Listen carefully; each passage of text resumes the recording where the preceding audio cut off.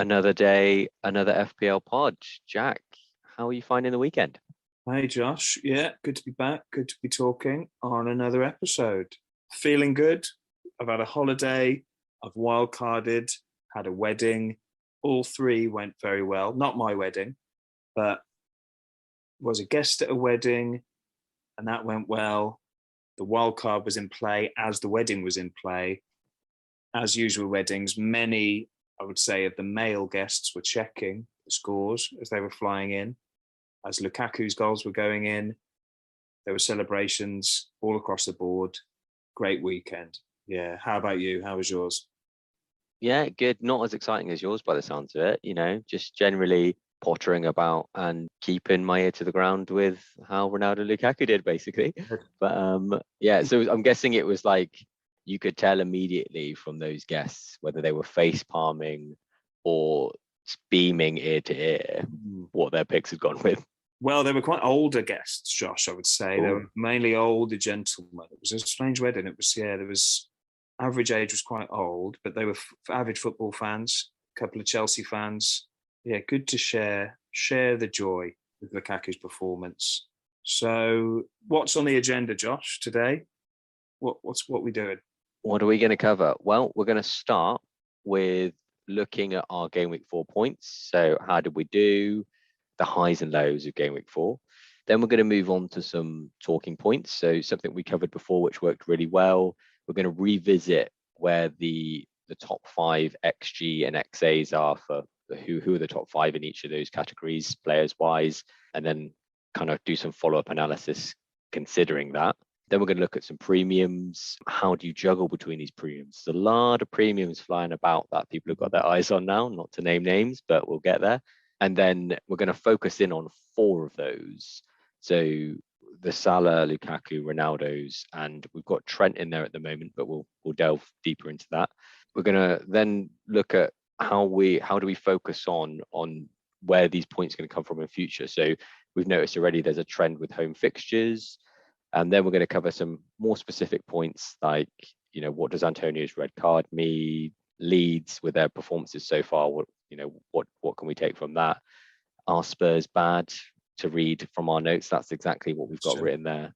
And then bring it full circle with, game week plan, transfer plans and captaincies. And we're going to cover a little bit in the algo teams, but I know you're going to cover a little bit more and explain a little bit more at the end of the pod for that. Sure. All right, man. Sounds good. I'm keen. Let's get it going. Game week 4. Do you want to start? How did you do? I know you wildcarded, so I'm waiting to hear. How'd it go? Yeah, I will start, and I can confirm now. So we are recording just as the Everton-Burnley game is about to kick off, but it has been confirmed that Calvert-Lewin is a no-show. So I therefore know my final points total because he was about to play. So post wildcard, it means Duffy comes in with his 5 points for my absent Calvert-Lewin. And I end on 72 points, which I'm really pleased with. Tasty. Very pleased. According to one of the websites that calculates the rank, your sort of live rank, FPL Gameweek, I'm now on 1.5 mil, which doesn't sound too good, but I was up. That means I'm up, I think, 700,000 places maybe, which is pretty good. I can't sniff at that. Actually, about 900,000 places up. So I was 2.5 mil. Wow. And now 1.6. So yeah, really pleased with how the wild card's gone. As I say, the captain Lukaku really came in after Ronaldo banged. It was not a good morning after that game. But yeah, Lukaku coming in with that 93rd minute goal really, really made me feel a lot better about not going with Ronaldo and going for Lukaku instead. Annoyed about the Antonio red card, but as I'm sure many of us are, and a bit disappointed with the much talked about budgety mids. So Jota, Torres, Traore, all of them blanking, which was a shame. Salah did well, as he always does. Trent, phenomenal. Sanchez in goal, a nice 6 points. Regulon at Spurs, and we're going to kind of come on to Spurs. That was really disappointing watching them. And then finally, Connor Cody with the 6-pointer. As we expected, Wolves solid defence and good fixtures coming well for me there. So yeah, all in all, really pleased, Josh. As you know, it has been a great start for me. this season, but it's great to wild card. It's a great feeling when you wild card and then it goes well the week after, isn't it? It's always a nice thing to happen. Yeah, and that captain bringing in, making a big move, and then captain him, Lukaku, and then him getting a brace, huge. It's lovely. Yeah, it's a lovely feeling. And he is just so good, isn't he? Lukaku. I think he's going to do that all season, regardless of fixture. Yeah, he just dominated Villa. So, as expected. Yeah. Yep. So that's me, 72. Delightful. I mean, I know you've pointed out, I was going to ask you highs and lows, but you've gone through them all already. You pointed out some lows, but in the big context, a 900k increase, so you're jumping your overall ranking, a massive green arrow. Got to be happy with that. Always happy with the green arrow, regardless of size. But I mean, it's this early in the season, you get these massive swings, don't you, in ranking number? But yeah, it's always great to get a big swing than a low swing, isn't it? So yeah, really, really pleased, all in all. And it's great. It's lovely when you get that final player doesn't play unexpectedly, but someone from your bench comes on with a nice amount of points. I know you've had the same thing this week, Josh. So how did you do? Tell us all. Yeah, I've had literally, as you said, Livramento is coming off the bench to me, and that will for me, and that will make it 65 points overall. Not the sky high, not healthy. I think it's a small green arrow in overall rank, but I'm pretty happy considering watching all of the wildcard teams, watching a lot of those big players, the Ronaldo brace, the Lukaku brace. I was getting really worried going into the Liverpool game, just praying Salah was going to come up with something.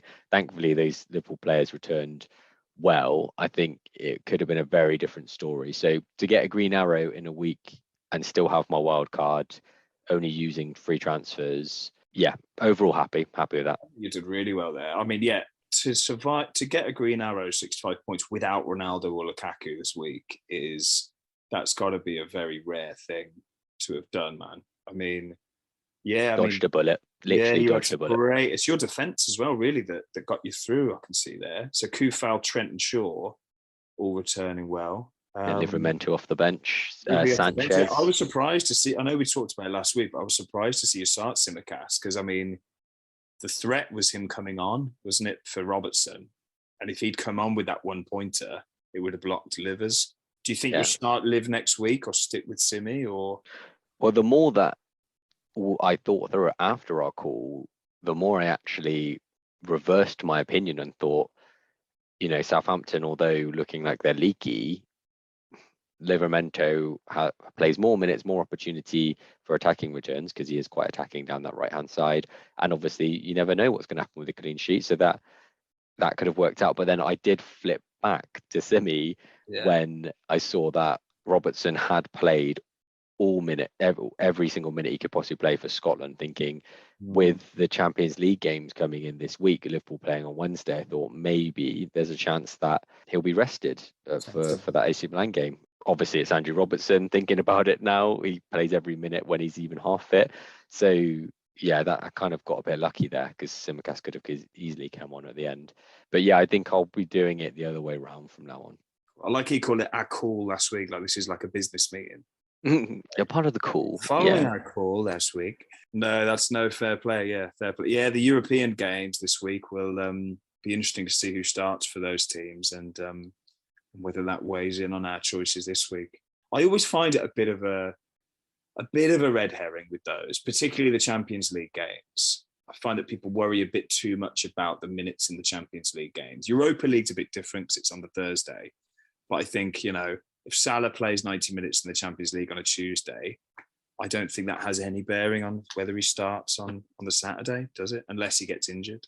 No, I think it just accentuates the players that you already have doubts about, doesn't it? So the Manchester Cities or the Chelsea teams that you get worried about rotation in any given week, you throw in Champions League midweek and you think, okay, well, that's just accentuated now because 75% or 8% chance of this person starting or getting replaced by someone else just to keep fresh legs. Suddenly that, it's weird, isn't it? You are right, but I swear it's happened before where Sterling will start for City on Wednesday in the Champions League everybody panics if they've got him. Oh, he comes off on 70 minutes. Oh, that probably means he's going to start on Saturday. No, doesn't. I don't know if we read too much into it, or I don't know the numbers, Josh, which is a theme on this pod, but I don't know the stats of how many times it does impact a player's starting berth on the Saturday, particularly for Man City. But anyway, yeah, that's just an aside. That wasn't in the running order. Sorry, Josh, little diversion. New topics. I love it. Bring it in. But I think all in all, game week 4 has gone very well for us. And considering you didn't wildcard, as we say, to just get 7 points less than me without Kak and Ronaldo is a brilliant performance. Take it, but I'm scared. I'm scared going forward. So we can discuss cover that more. We'll talk about your fear in the next section, shall we? Or maybe section 3. Well, we'll spread your fear. We'll spread your fear around all the sections. Great. I would like that. Thank you. Good. Shall we move to section 2? That's how we did. Should we go to section 2? Yeah, let's cover some talking points. So starting with the XG and XA, do you want to cover the top 5 XG players that we've got lined up?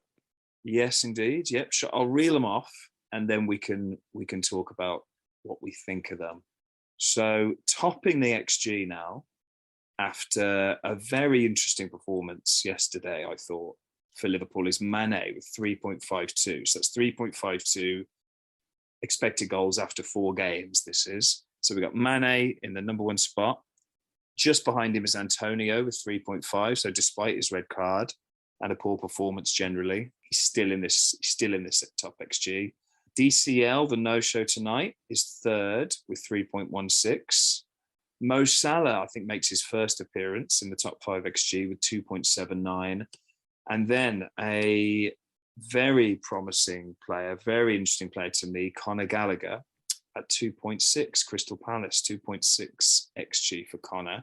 So that's the top 5 XG. Let's talk about them, Josh, shall we, before we go to the XA players. So first of all, Mane, Liverpool fan, Josh, what did you make of he got a goal. What did you make of his performance yesterday against, who was it against? I watched the game. Leeds. What did you make of Mane? He was shocking. I think to put it into context, yes, I think you look at 3.52 over the course of 4 games, pretty decent, getting on the way to having an average XG of getting 1 goal a game. 2 of How many has he got? How many goals? He's got 2 goals. Right. So he's incredibly underperforming for the opportunities according to the XG stats.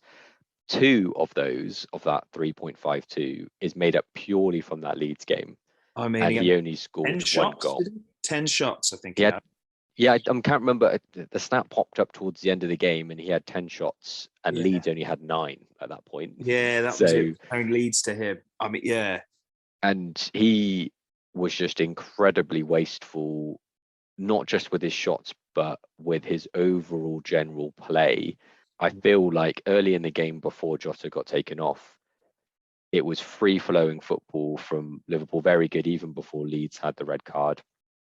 They looked dominant, but he looked like the kind of misfit out of the front 3, really, the one who wasn't so confident with his touch, trying to do lots of things, but missed passes, inaccurate passes. If I was going to sum it up in as least many words as possible, it would be that he lacks precision at the moment. He took his finish very well, but the amount of opportunities that he had and the amount of chances he should have created for his teammates, it wasn't a great performance for him. As a Jota owner, it was very frustrating watching him. Very, very annoying, because Jota, I think, put 2 or 3 on a plate for him, and he scuppered. And as you say, Jota was open a few times that Mane should have seen him instead of shooting. But what's interesting for me about the Mane thing is, you're right. If you're a fan or a coach or a fellow player to Mane, Liverpool, it's very annoying. But as an FPL manager, you kind of don't care if he misses 9, but he scores 1, and the fact he had 10 shots, that's kind of that's tantalizing as an FPL manager, isn't it, really? So it falls under one of those, yes, he's poor from a pure footballing standpoint, which should be doing a lot better, but 10 shots and 1 goal. 1 goal means points for a midfielder. And the fact that he's getting 10 chances is really good, really promising for an FPL manager. I mean, I had Mane in game week 1. He did nothing. Bruno got 3, so I sacked him off for Bruno and then caught 2 of Bruno's blanks, which is great. Got rid of him. But yeah, that was the Mane I brought in, really. I kind of known that he wasn't on super hot form, but he does get in those chances and he can finish. He just struggles to, That was going to be the point that I was going to ask you. And maybe if I ask the question directly, you might have a slightly different opinion. But do you see the 3.52 as a positive thing as an FPL manager, as in maybe I should consider Mane? Or do you see that 3.52 XG with only 2 goals scored and 9 chances missed in the Leeds game, for example, as a negative thing? So he's underperforming as a finisher. How would you see that? And would you then recommend him to other FPL managers, or would you say steer clear? That's always a $1 million question with XG, isn't it? If a player has a high one but they've underperformed it, is it a good or bad sign? And you really can spin it both ways. With Mane, I do see it as a good thing as an FPL manager. I don't think he is. The only reason I'd say he's a bad pick, in quotes, on a wild card, for example, would be because there are other premiums that are better. Like if you get him and Salah, then getting a Lukaku or a Ronaldo and a Trent is going to be very difficult without making your team bad. So it's not the XG that puts me off him, it's his price, really. So that's why I'd err away. So in isolation, he's a good pick, I think. But in the context of the rest of your team and how that will look by having him, then I don't think he's the best pick. I think there are better other picks. But it wouldn't surprise me if he continued to bang in the goals. I just think if Salah got injured now, I'd bring Mane in for sure. Yeah, I think he's a better pick than Bruno. Put it that way. Oh, interesting. Yeah. What about you?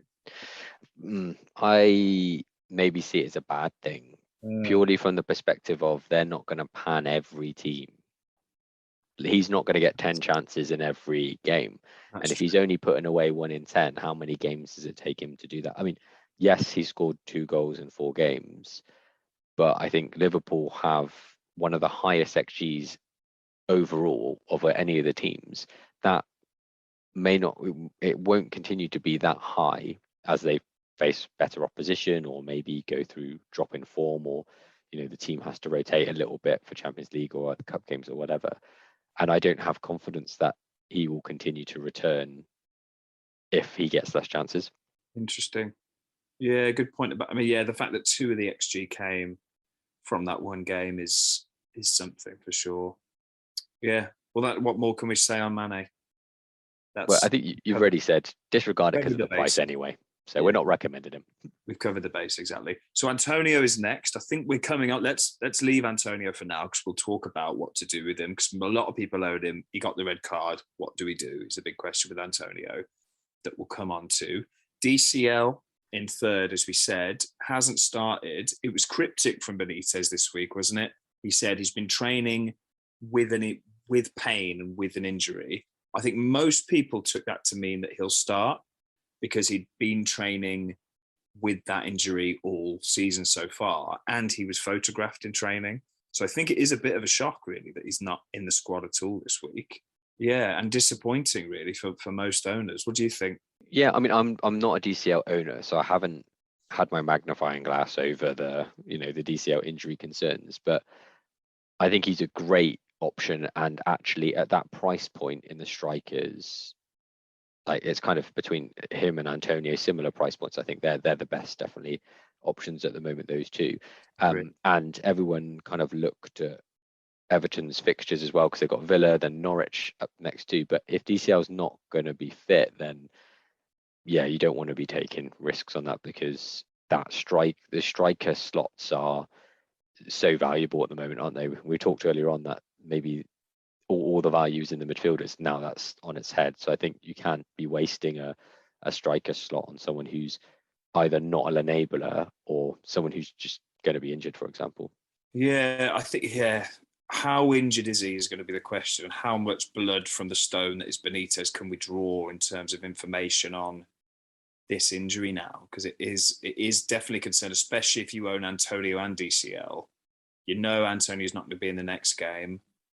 If you're thinking of benching him for now, but you've got DCL, who may also be out, it may force a bit of a hand on a transfer, I think. But yeah, I think it's a wait and see. As you say, if he's fit, fantastic option. Let's wait and see what the extent of this injury is, I think is the bottom line on DCL. Yeah, agree. Yeah, so obviously don't bring him in if you haven't got him yet. If you've got him, wait and see. Fourth, Mo Salah. What more can you say? For me, the most essential player in the game. Don't think about it. Get him in your team. Captain him a lot of the time if you're in any doubt. That's all I would say about Salah. Thoughts? I can't agree more. He was electric against Leeds. He was. Yeah, just great assist potential, great goal potential. Yeah, get him in your team. Build the rest of the team around him. Done. Gallagher. A more interesting chat maybe we can have about Gallagher. 5.6 now, I think. I think he went up in price.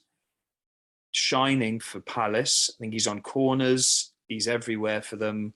He's bringing the most out of their other players. Is he on your radar, Josh? He is for his performances. I'm not looking to bring him in at the moment purely because I'm not looking to wildcard. So therefore, I'm not really. He's too expensive to be someone who's just sat on your bench. You want to start him, right? So, and I have, I think, apart from Rafinha, no one from the midfield that I would want to get rid of for him. I'm also a bit wary that, bar this game week, I know he cropped up with a goal earlier on, but Crystal Palace as a team, I would not have a lot of confidence in. So obviously Tanganga got sent off this week.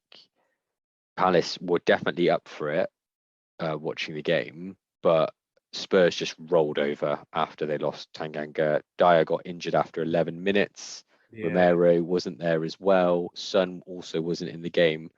They looked like a wounded animal, basically. That's a great way of putting it. They were a wounded animal, but I'd say even before the injuries and the red card, they were still hanging on. It was Palace were going for it. Yeah, I always write off Palace every year. I'd never think about them, not even Zaha anymore. But I do wonder, and speaking of the wedding, again, one of them was a Palace fan, this guy, and he was very excited about Vieira and the post-Hodgson era of attacking mentality for Palace. That Edouard came on 2 goals. Yeah, I'm definitely going to keep an eye on him. And if it came to, I think he's the best under 6 midfielder now, no doubt in my mind. Like better than Smith Rowe. I think he's better than Gray, although Gray will probably bang in a couple tonight. Yeah, if I had to downgrade to enable, I'd go for Gallagher. I'd go for Gallagher. Yeah, I mean, at that price, 5.6, to get what is a nailed playmaker for any team is incredible, isn't it? Because that's what he is. I mean, in that Crystal Palace game, everything good went through him. He tied the midfield to the attack. Yeah, he looked like he was given a free role. He's on set pieces. I mean, that's a lot of potential points, even for a team that maybe you're not 100% confident in. They've got Liverpool next. You know, take that what you will out of that. I mean, if you're trying to maybe try and beat the price rises that he may have coming, then you might want to just get him in anyway. But they've got Brighton, Leicester, Arsenal, and Newcastle. So he's definitely one to watch, isn't he? No doubt about it. Quickly moving on to the top 5 for XA, so expected assists. So Trent's at first, Jesus second, Mason Mount in third, Grealish fourth, and Antonio joint 5th, I guess, with Grealish. So I guess we can go through these, Josh. Trent, for me, he's the defensive Salah in that I think just get him in your team and don't think about it. Don't think about, well, I mean, we're going to come on to the big 4 debate if you're wildcarding or if you want to get those big 4 premiums in, and he is one of them in my book. For me, he's essential. I've had it before when I've gone without him, and he's always killed me. when I haven't had him. So now I'm just bring him in and enjoy his points would be my advice. Liverpool looking good for clean sheets. He's created the most chances in the league by a distance, I think. I think he's created 20 chances and the next one's 13 with Jesus. I mean, yeah. Thoughts on Trent? Everything that you said, and then you consider he's 7.5, which is incredible valuation. If that was a midfielder, and I know obviously the points will be calculated differently, but if you look at the sum of points that he has now, and you see him as a midfielder, and you say this guy's 7.5, we'd all be saying you've got to get him in, got to get him in straight away.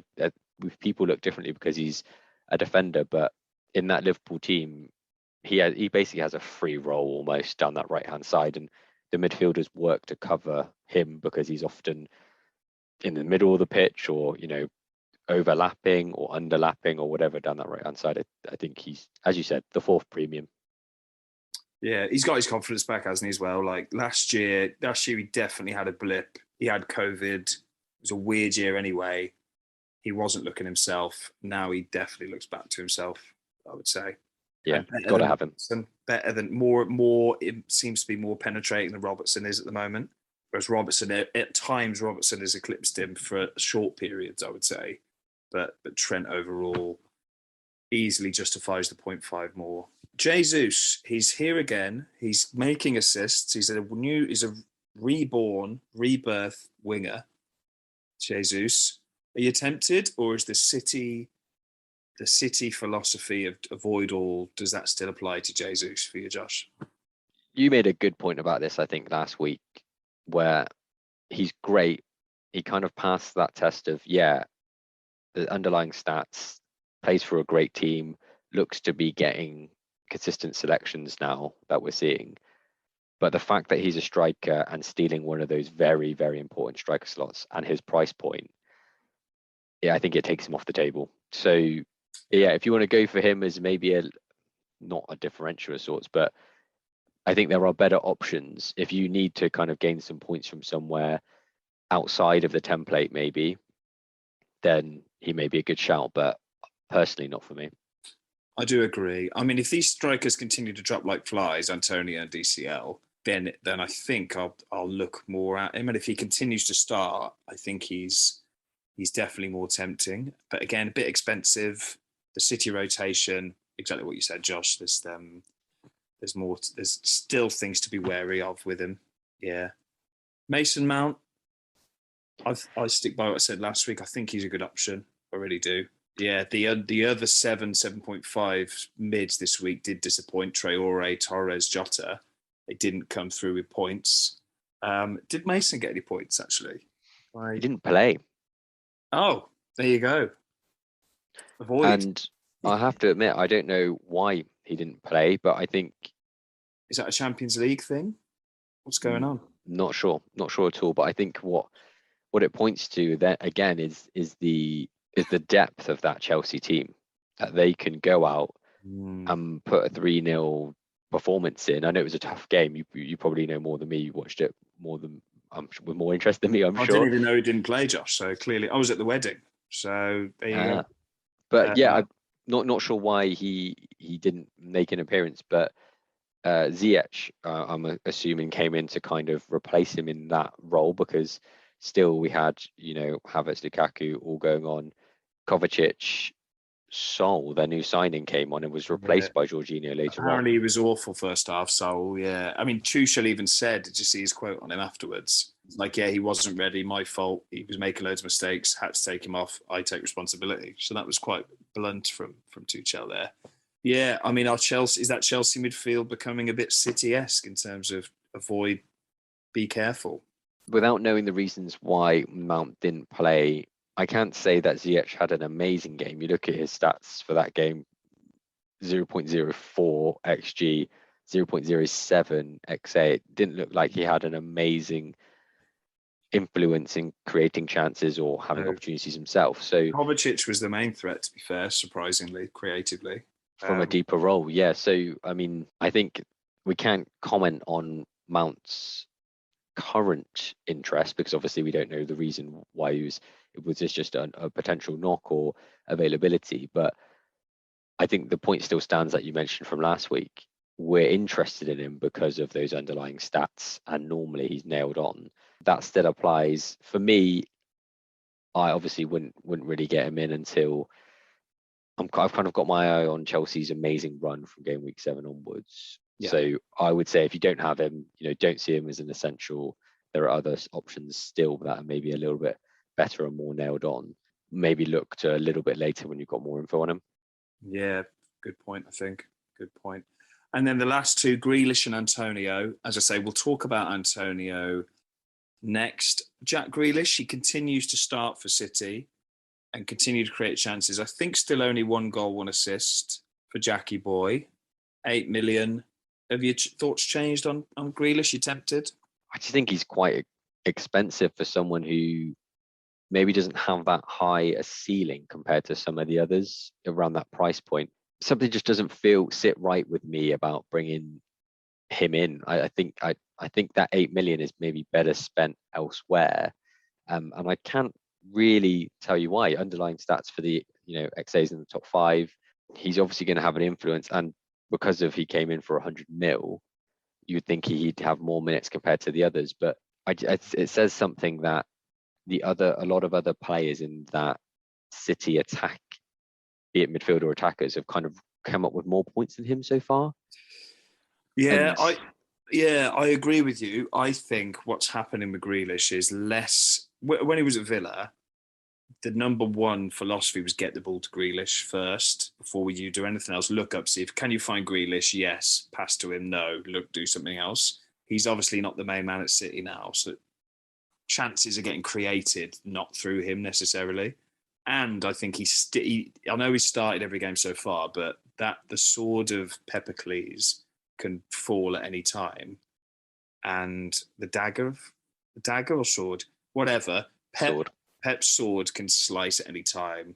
And it was every time a team sheet comes out, it wouldn't be a surprise to see Grealish bench, would it? He's still amongst the mix. He's still in the mixer for that rotation. So I agree. It's an avoid still, unless those numbers start perking up, I would say, in terms of output. Yeah, he's just another very good player in the City mixer now. That means avoid. And they got loads of them. Yeah, they do. He's just the latest ingredient in the trifle. So, Josh, you've added on the little cheeky bonus stats to this XG table that we look at. You've put a Lukaku and a Ronaldo in there. Although these guys have obviously played fewer minutes than their contemporaries, Ronaldo especially, 90 minutes played, 1.42 XG, which is quite impressive, I would say. He's having a lot of shots. He scored 2. Maybe this is a great time to move on to our next section. You've titled the Premium Juggle, and the question of can you get the big 4 in? So the big 4 sat at the moment in this kind of zeitgeist, so say a Salah, Lukaku, Ronaldo and Trent. So my question to you, Josh, can you get him in? And should you get him in? Go. I think it's kind of in the middle. So I think, and I cheekily had a look at just the kind of top ranked 6, 7 players in FPL at the moment overall. Ooh. I think probably about 50% of them had all 4, but all of them had 3 of the 4. Yeah. And the majority of that was Salah, Trent, and then either Lukaku or Ronaldo. I think there was only one of them that didn't have Trent. So I think to steal from the best in the game at the moment, and that's trying to put my point across, is I think out of the big 4, you should be looking to have at least 3 of them. And if you really want to stretch to 4 and have that much confidence in just these 4 and don't want to spread your value anywhere else to bring in, your slightly better, more expensive assets in defense or midfield, then you can settle on 3 and really set up a plan to look at fixtures to flip between some of them. How do you feel about that? 3, is it in your head, is it 3 or 4 before we kind of get deeper? I completely agree with you. 3 of the 4 is essential. 3 of the 4 definitely needs to be got. If you can get 4, now I think 4 probably can be done. Like there will be a team with all 4 of them that will do very, very well. It's just a question of who those other players are, because you just do have to take a hit in the quality department, especially on your bench, if you want to fit them all in. Now, when I say 3 of the 4 you should get, I think 2 of those 3 need to be Salah and Trent. So it's 2 of the 4, and then 1 of the other 2 would be, I think, are the essential picks. Would you agree, Trent and Salah? I mean, we mentioned them earlier. I think Trent and Salah are the ones. Yeah, I think they've got to be nailed on for me. From what we've seen already, unless Liverpool implode, they've just got to stay there and almost be fixture proof, set and forget. And then, as you said, it just becomes do you unbalance the rest of your team and go for 4, or do you pick some slightly better assets and just look to switch between Ronaldo and Lukaku depending on their fixtures? And people have already pointed towards the next 2 for United, West Ham, without Antonio, and West Ham being a team that looks to score goals rather than defend. Maybe that may play well for United's kind of new attacking, almost all gung-ho philosophy. And then Villa, and then they've got Everton, Leicester, Liverpool. You could switch to Lukaku after, from game week 7, because Chelsea have got Tottenham and City, where you might not want Lukaku for the next 2, and then they've got Southampton, Brentford, Norwich, and then a good run continuing after that. So that's what people have mentioned. But what do you think? The argument could be put forward that all of these 4 players are fixture proof, so you just need to pick who you think is your favourite. I would say that. I would say, I'd say they're fixture proof, and I would say booking in transfers for 3-4 weeks time rarely comes to fruition for your team, because you get DCL not playing, you get Antonio red cards, you get all sorts of shenanigans that you don't know are going to happen each week that then happen, especially with the European games coming up. So I don't think, well, for me, it's never worked booking in transfers weeks in advance, and juggling between premiums is such a luxury option to have. It sort of assumes there's no fires in your team, does there? But my teams are constantly burning building. It's just, and I'm just putting out fires in different corners. So in an ideal world, yes, let's play the premium juggle, but I just don't think in a real world it's feasible. And as we often reference it, Josh, but we kind of did find that for attacking players especially, the fixtures aren't that important in terms of when they return. Now, I would say Lukaku and Ronaldo are more known as maybe flat track bullies than other attacking players. And as in, they're very, very good at bullying the weaker teams. Like, they're amazing at it. So maybe there's an argument for it. But yeah, I don't know. I mean, I was just looking at them. I did find a team earlier that did have all 4 of them in. And it's got 87 points this week. And it is pretty good. It's a pretty good team. So it's Ronaldo, Lukaku, Antonio up top. Midfield of Torres, Gray, and Salah. So they're playing a 4-3-3. And then they've got Ayling, Marcal, Trent, and Livramento with Sanchez in goal. So that it means they're playing a 4 and 2 4.5s in defence. And they've obviously got Torres and Gray in midfield with Salah. But I don't think that's that bad. This week especially, it's done very well. So as I say, I think, and their bench will obviously be horrendous. It doesn't show their bench, but it can be done. They're not, Ronaldo and Lukaku aren't going to score 2 every week, are they? Each. They're just not going to. So, no. And I think this week was maybe a little bit skewed in the fact that it was a good week in terms of fixtures for all of the premiums. Yeah, which is rare. Yeah, so I think it was always going to be a potentially high scoring week, as it was a week that everyone kind of was going to go all in on premiums. And there were lots of captaincy options. I think I haven't seen a team yet haven't seen many teams, that didn't have, high points scored through their captains, because all of the premiums did well. Whether you went Lukaku, Ronaldo, Salah, Trent, or or whoever. I mean, people who may have gone for Antonio, who looked great on the face of it. Yeah, obviously they've been burnt there, but the majority of FPL managers would have gone for the former, one of the former, and they all did well. That's not going to happen every week. And if actually, when we get to the captaincy for this week, it doesn't look like that way on the face of it. No. I mean, yeah, I feel bad for people who didn't wild card and get them in this week. Like, it couldn't have gone worse for them, really. I mean, you're a great example of a rare person who did okay despite not happening for. But when, I mean, the Ronaldo ones especially, I don't know if this is me. I was wondering if this is me kind of looking to justify not having Ronaldo. But on the face of it, it's his goals were quite lucky. I'm going to say it. Sorry, United fans, but they were jammy. I mean, the keeper, it was the third choice Newcastle goalie, I think, and he definitely showed it for those goals. I mean, spilling the Greenwood shot right into Ronaldo's feet. Obviously, great anticipation from Ronaldo there. He's a class act at doing that. And then his second goal was straight through his legs from a distance. So I just felt, I don't know, I felt that it wasn't, I mean, they're not going to be goals in Ronaldo's career highlight reel, are they? I know he had next year 1.42, so maybe I'm talking nonsense here, but I still feel better with Lukaku over Ronaldo in my team, put it that way. And I'm not fearing Ronaldo. Maybe I should be, but as someone without Ronaldo or Lukaku, Josh, who is more tempting to you out of the two? Lukaku, I think, for me. You're not just saying that to make me feel better. Partially, no. I think you mentioned before that he is playing for maybe a more balanced team.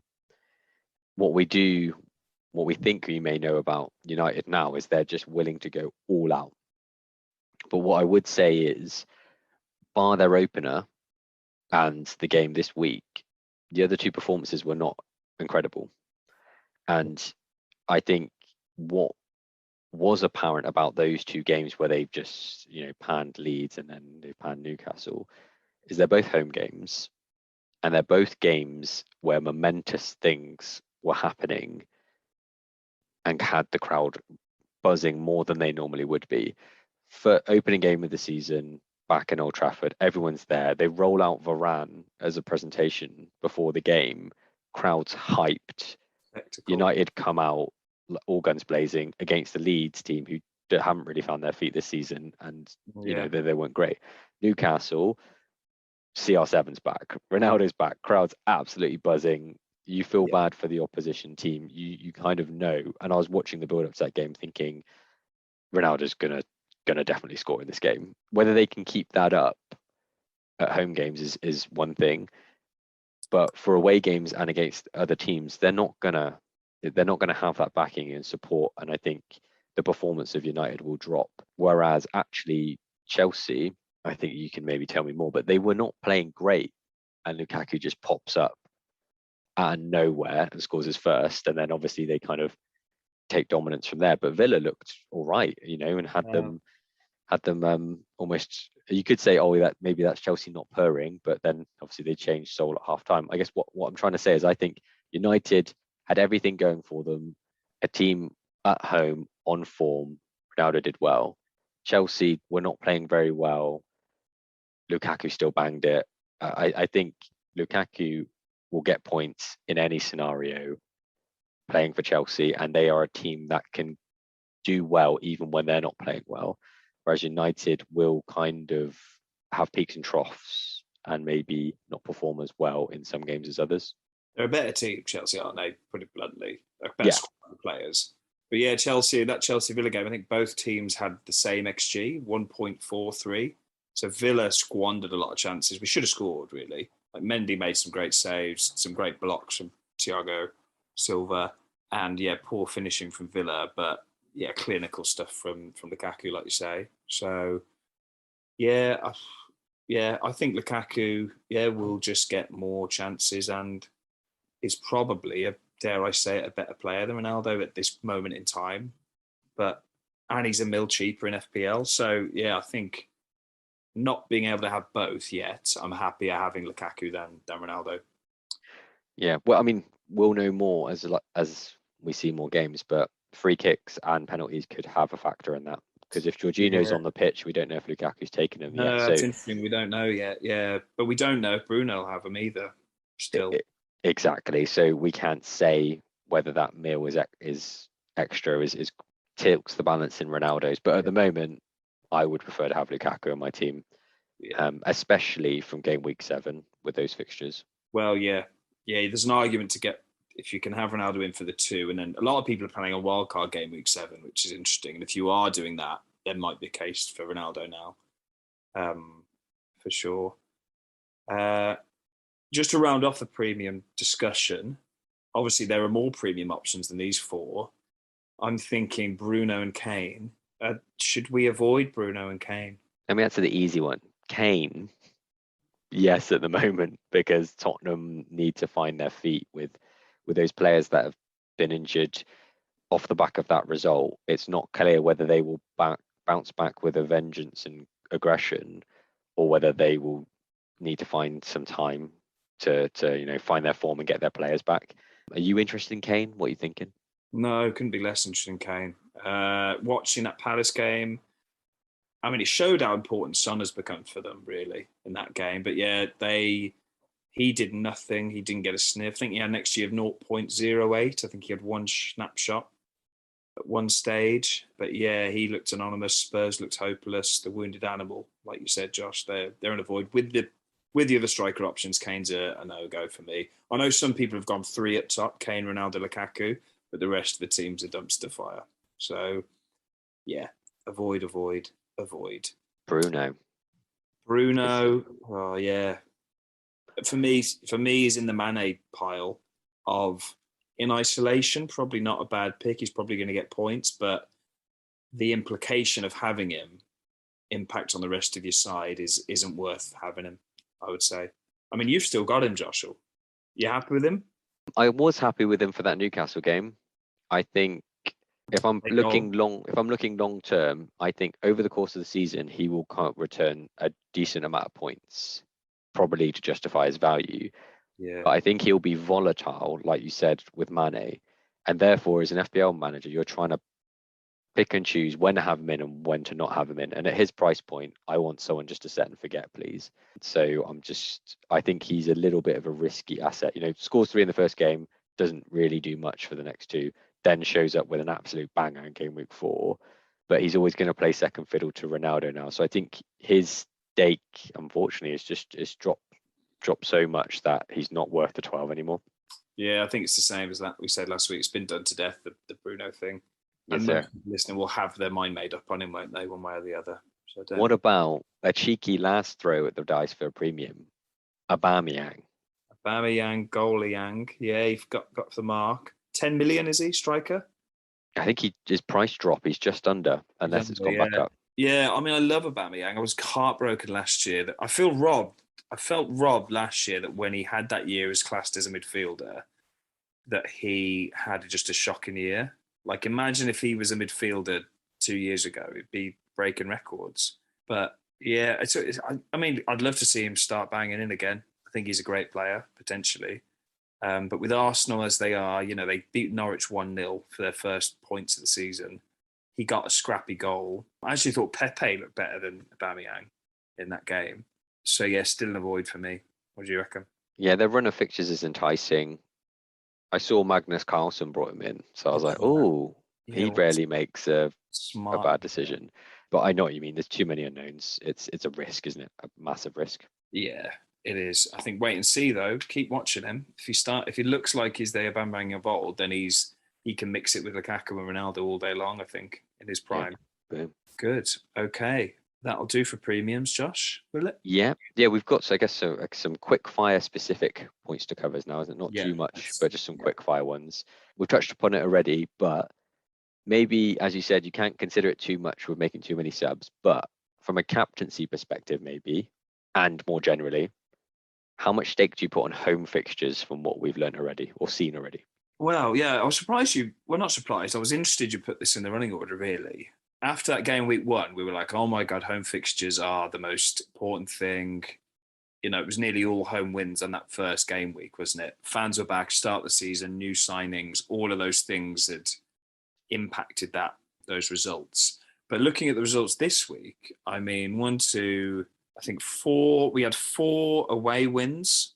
4 away wins out of the 10 games, and with Everton Burnley still going on. So out of 9 games, 4 were away wins, which suggests, you might say, tiny sample, but suggests that maybe it's not as cut and dry as that. I mean, some of them were, I mean, I'd say a lot of them were games where I'd imagine the home advantage would make more of an impact. So Watford Wolves, you think that Watford home crowd beat Villa first game. That home crowd was a massive impact there.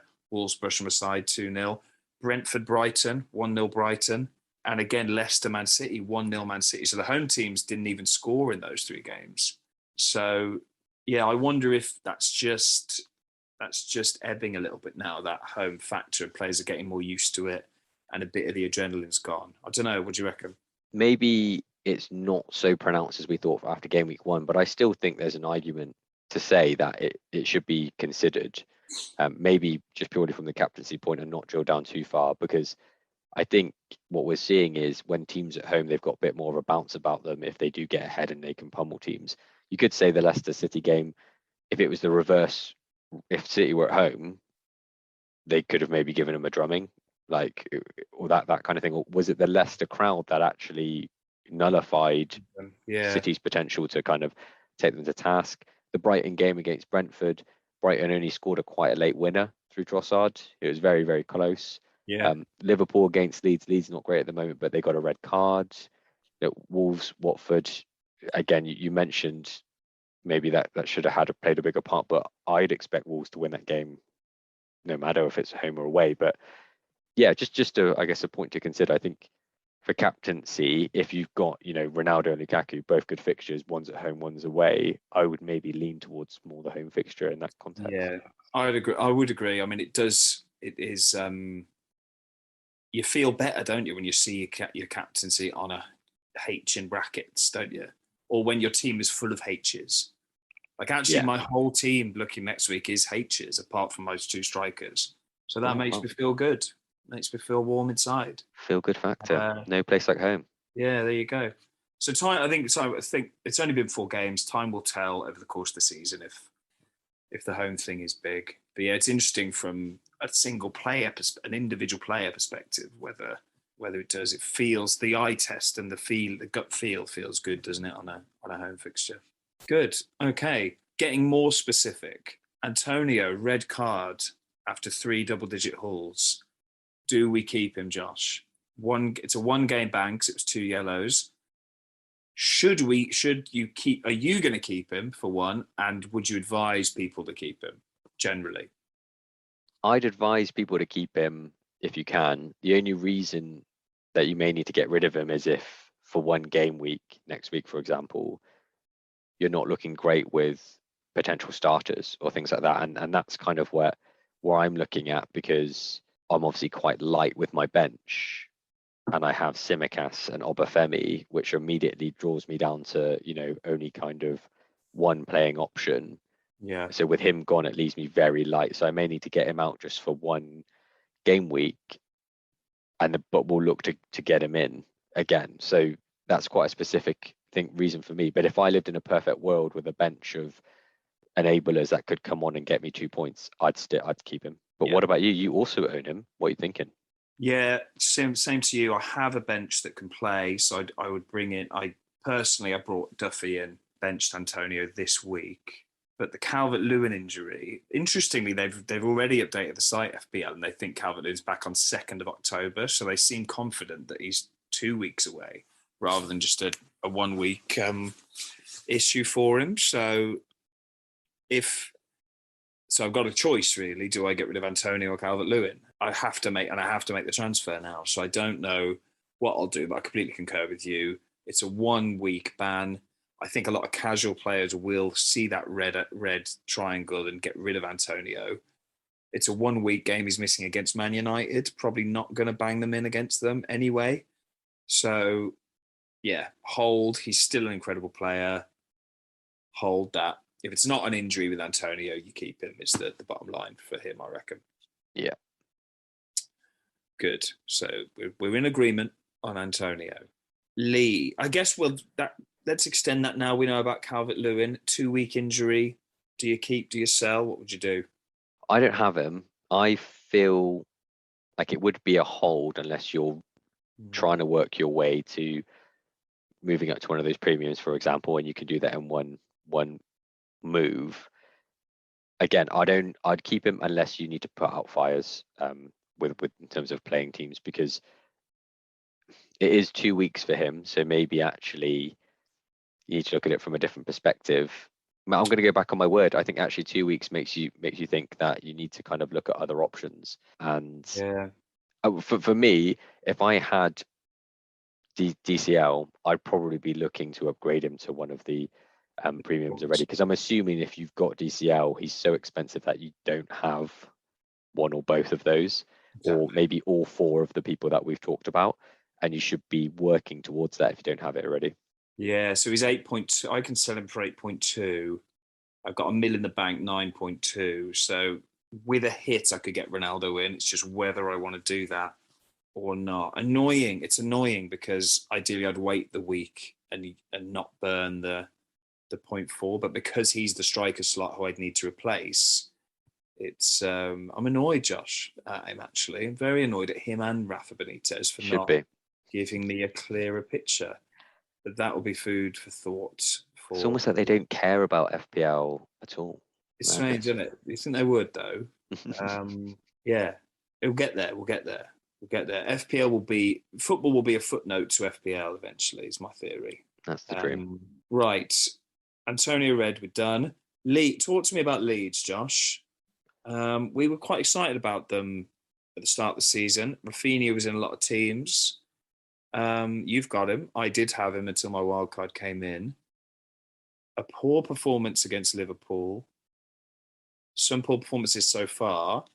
Is it second season syndrome, or have you got faith in Leeds? I have faith in Leeds over the long term of the season, but right now I would steer clear of Leeds assets purely because their Even with XGA. their good run of fixtures, I should say. It depends, I guess, who you're looking to bring in, but generally speaking, they're a team not on form, and therefore there are enough other great assets in that you would bring in. If, for example, if I was looking to bring in Rafinha but didn't have Gallagher, I'd bring in Gallagher. Sure. If I was looking to bring in Bamford but didn't have Antonio or DCL, or didn't have one of those four that we're talking about, I'd look towards to try and work towards that template. So I just don't think that they can give you the maximum that you need over the kind of immediate term. Yeah, it's tough, and see, I'm thinking about Bamford for my Calvert-Lewin replacement there. There are, I think Gary Neville made a really good point in the commentary of that Liverpool game. He was like, they just roll over to to the really good teams, and they need to stop doing it. The way they play is so urgent. They're just so desperate to. They're great to watch because they almost have the rule of you have to score in 3 seconds of having possession. They get it up the pitch so fast. But the great teams can just deal. The Liverpools can just deal with that easily and keep putting the pressure on them. But it's why they score a lot of goals against the medium and poorer teams, because they hit them on the break and the defenders don't know what to do. It's And I that thought man marking. Bamford looks all right. Yeah. Yeah, I think it's that man marking philosophy as well that they play. So like Mm. each player has one man that need to mark, and they need to stick with them. And there will be times in the game where they get wrong side and there's no one obviously covering them because Get it pulled everyone's around. watching. And they're saying Yeah. against the big team, the big teams, you will have creative players who through one or two passes can just cut through that, Yeah. and they're just torn apart and they're one-on-one then going the other way. So, but I mean, so eye test wise, they're not looking great. Stats wise also, they've got, I think it's the third worst XGA, and they've got the fourth worst in terms of obviously FPL perspective.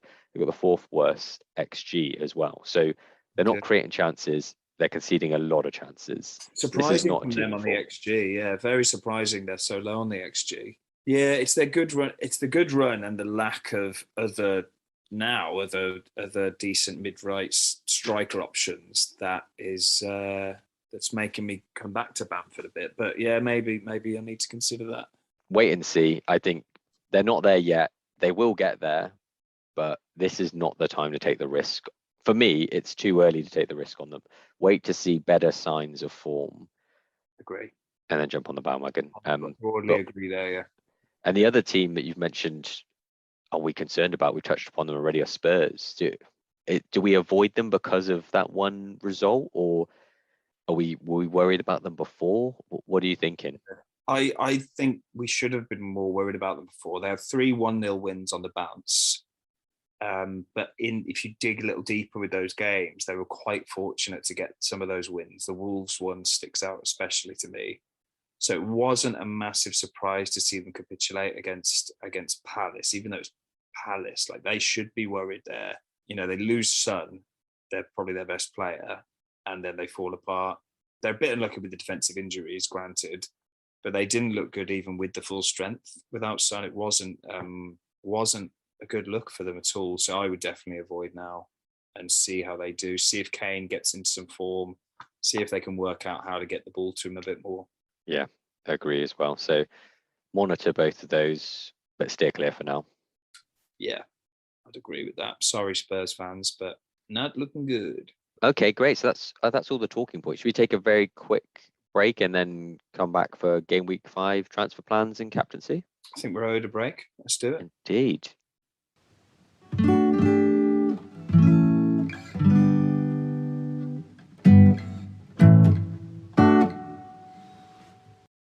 And we're back. So Jack, game week 5. Do you know what you're doing yet, or you just have a concept idea, or do you talk about what's your thought pattern for game week 5? So very happy with the wild card, obviously, last week. Was going to roll one, bench Antonio, bring in Duffy, as I've mentioned. The Calvert-Lewin thing now is a bit of a spanner in the works.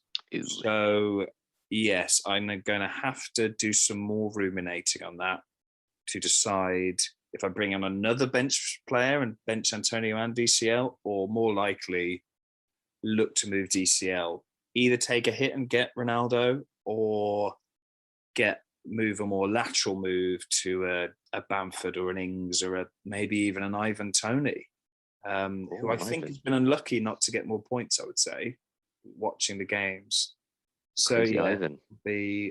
I'll have to mull that one over. I might wait for the European games, see how they do, see if any injuries happen, blah, blah, blah. See if we get any more insight on DCL, and then make a decision after that.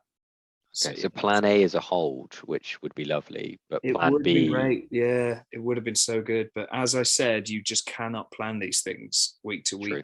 You can't plan long term. Even you can't plan till the bloody next week before an injury happens. So, yeah, that's where I am really. Would you, if you were me, would you agree with that?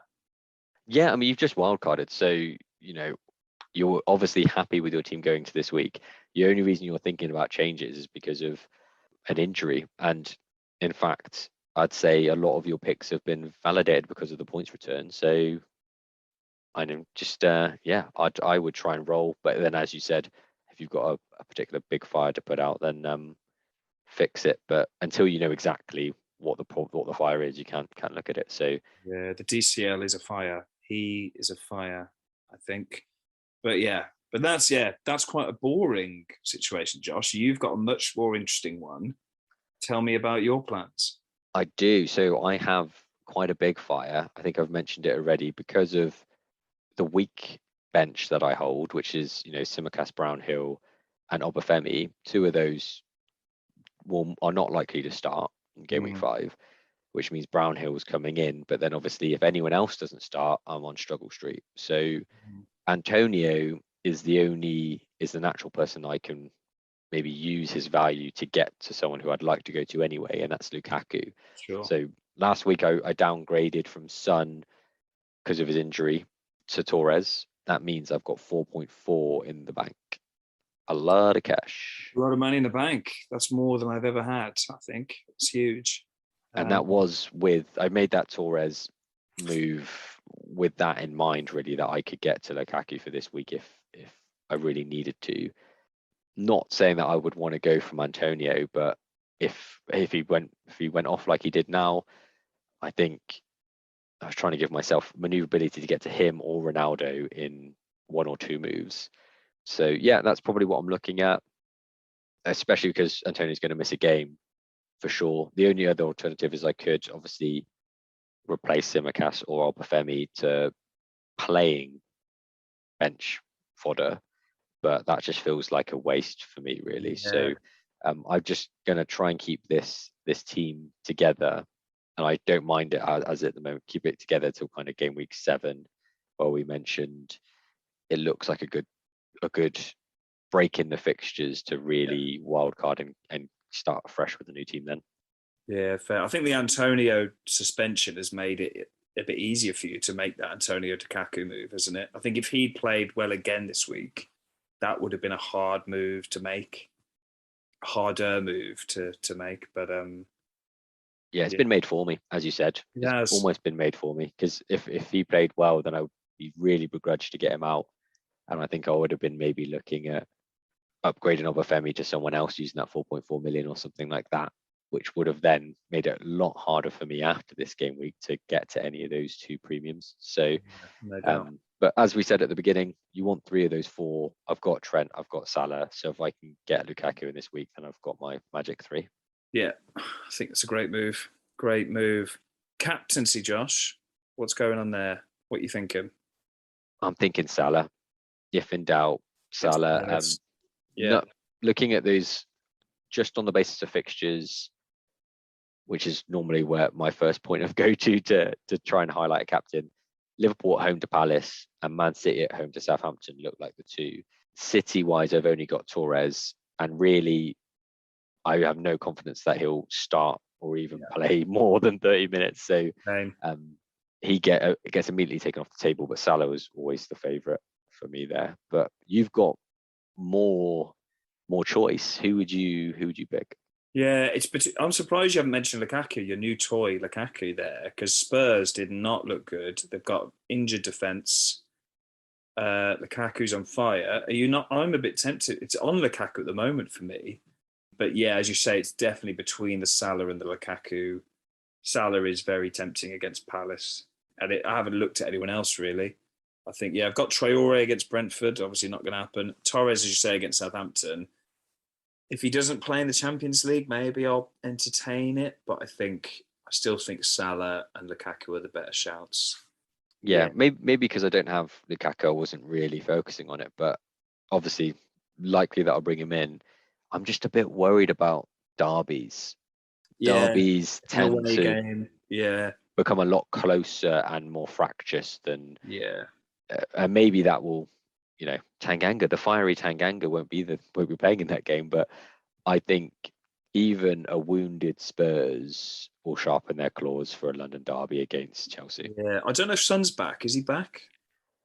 I've no idea. That I mean, they were saying he was kind of touch and go to start this week, so I would assume Maybe, yeah.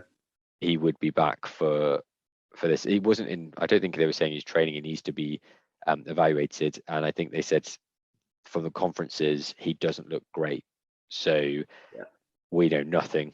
We don't know if he's going to be starting against Chelsea, but yeah.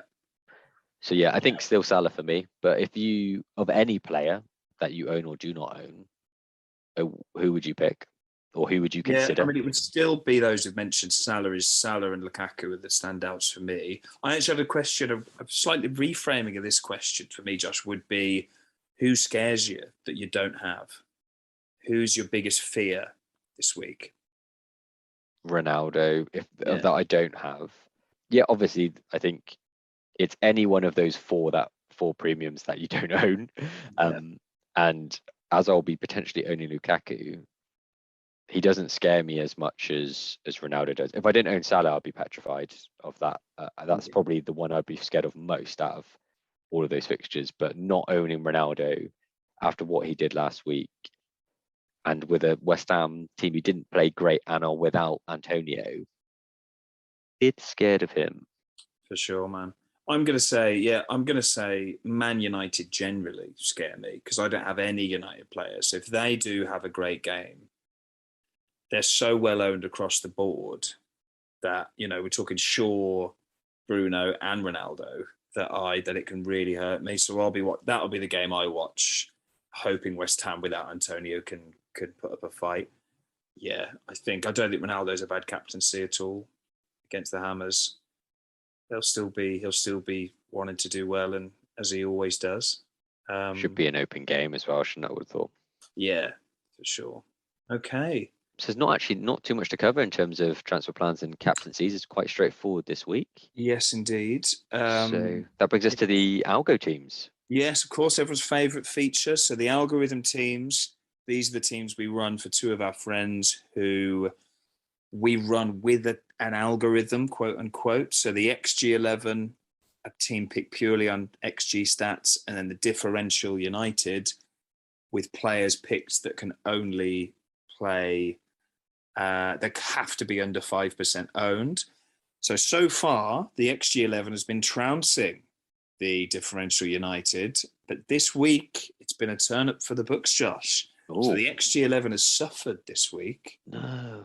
It's on a paltry 39 points with Tarkowski still in play, but a disastrous captaincy. Of course, it captains the highest XG in the team, which is Antonio.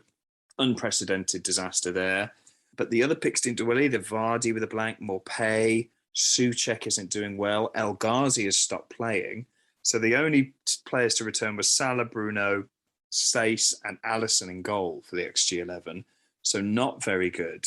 And moving on to Differential United, it did beat them, but not a great score again. 45 points for the XG11. The Mane captaincy come in big, though, with 16 points. St. Max got a return, and Alonso and Veltman in defence doing well with returns there. But again, a bit disappointing. Raheem Sterling and Jimenez are not looking good. The Adam Armstrong pick hasn't paid dividends yet. Chalobah on the bench with a 6-pointer, but again, not looking too good for Differential 11 at all.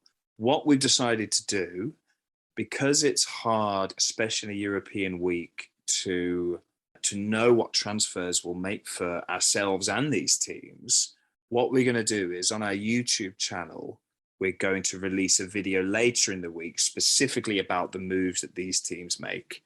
So if you're interested, head over to YouTube later in the week and you'll see that we'll have uploaded a video. Like and subscribe to get notified about that video, I would say, Josh. Would you agree? Of course, I'd agree, Jack, when it comes to that. And I guess it's also topical to say like and subscribe on YouTube, but we're also now on not only on YouTube and Spotify, but on Apple Podcasts as well. So wherever you want to listen, we'll be droning through your headphones. By all means. And if there's a platform that we're not aware of or we've missed that we should be on, leave us a comment, leave us a little tweet, let us know. Where do you want it? We want to put this out there so you can listen to it. So do let us know. And as ever, any feedback, more than welcome. What's the email address, Josh? Another FPL podcast at gmail.com. That's the one. Brilliant. Yeah, drop us a line. We'd love to hear from you. And we'll read it out. We've never had an email. If you're the first email in, send an email. Promise we'll read it. If it's, within guidelines. Yeah. Don't know what those guidelines are, but yeah. Just don't be rude. That's what I'd say. We'll just bleep it out. Yeah, exactly. Okay. I think that wraps it up, Josh. That wraps it up. Covered everything. Great. We'll be in touch after game week 5 to cover everything that's happened there. Until then, enjoy the rest of your week, everyone. Thanks very much. Cheers, Josh. Bye, everyone. Bye-bye.